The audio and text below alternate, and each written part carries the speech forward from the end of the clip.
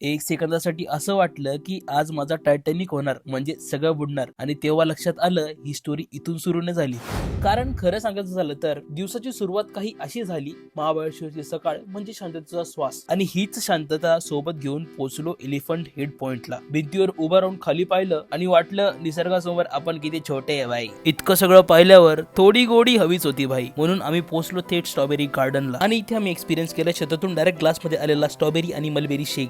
त्याची टेस्ट होती बहार. दिवस इतका परफेक्ट चालला होता ना, मला ते बघून माझ्यावर विश्वास पटतच नव्हता भाई. काय सांगू तुम्हाला, आपली लाईफ कशी जेठालाल सारखी, कधी ना कधी काही ना काही झोल येतोच लाईफ मध्ये. मग वाटलं काहीतरी मजा करू आणि आलो थेट वेण्णा लेकवर. स्टार्टिंगला त्या नाववाल्या दादांनी आम्हाला लेकच्या मिडलला आणून सोडलं, पण मिडलला मी दादांना बोललो, दादा सोडा म्हटलं, थोडी मी चालवतो म्हणलं आता. तर नावची कमानी माझ्या हातात घेतच होतो, तेवढ्यात लोक आरोळे मारायला लागले ना बाई, बचाव बचाव बचाव.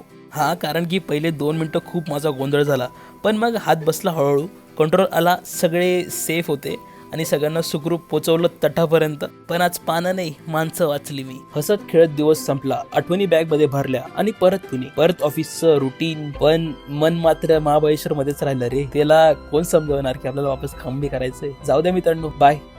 भेटू आपण नेक्स्ट व्हिडिओ मध्ये.